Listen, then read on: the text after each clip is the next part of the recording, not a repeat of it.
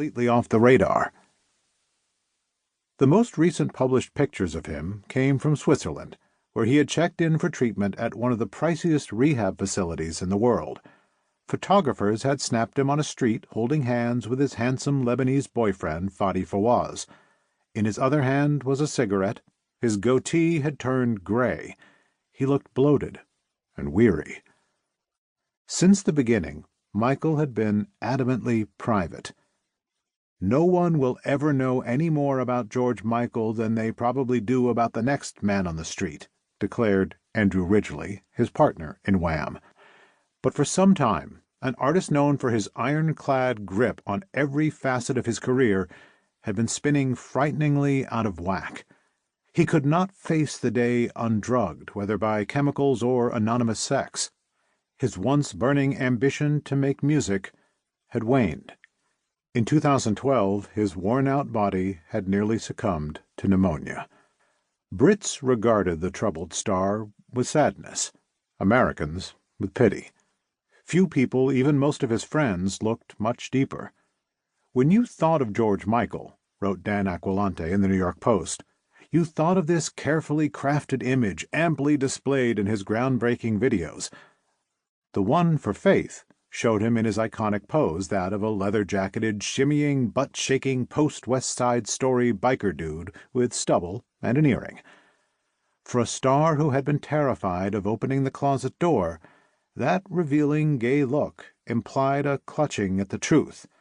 Yet it flew over the head of his mostly female audience. To them, said Johnny Douglas, one of his recording engineers, Michael was the most beautiful human being on earth. At the same time, Douglas added, he was the white male soul singer that I think every British lad aspired to be. Yet Michael himself was a confusion. In interview after interview, he spoke of his longing to be embraced as a serious artist. His top 10 single, Freedom 90, found him pleading to be seen for who he really was. "Sometimes the clothes do not make the man," he warned. But fame and its trappings had consumed him since childhood. He defined himself not as a singer-songwriter, but as a pop star, which to Michael was a synonym for king. He pops the 2 Ps when he says it, and his eyes gleam, giving the term a noble air, wrote the music journalist Rob Tannenbaum. Yet he sang about freedom, with his eyes hidden behind dark glasses. Writer Richard Smith saw numerous Michaels on display, none of them quite convincing. "He always appears to be creating some new fantasy self," said Smith. "And as soon as that betrays him, he tries to kill it off, but then creates a new one to take its place."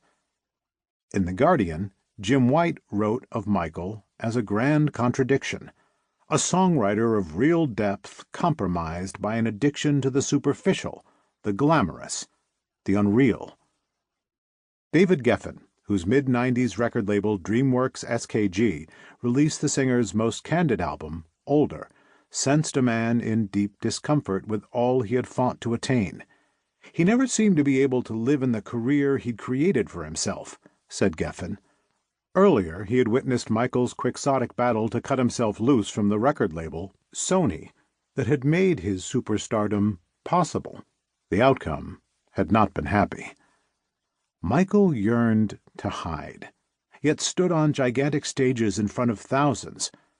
The front door to his home in the fashionable London neighborhood of Highgate was clearly visible from a low gate a few feet in front of it.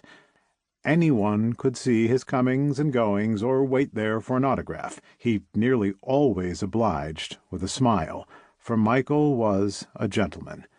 "It was impossible not to like him," said David Bartholomew, one of the countless photographers who took his picture. Yet most of the time, Michael couldn't bear to look at his own face. A companion of his since Wham called the singer a sad, angry little boy. Friends such as Chris Cameron, his longtime keyboardist and musical director, were very worried about him.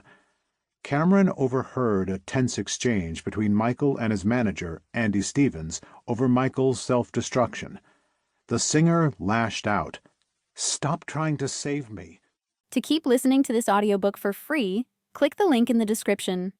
It will take you to a free Audible trial where you can listen to this and many other books for free for 30 days.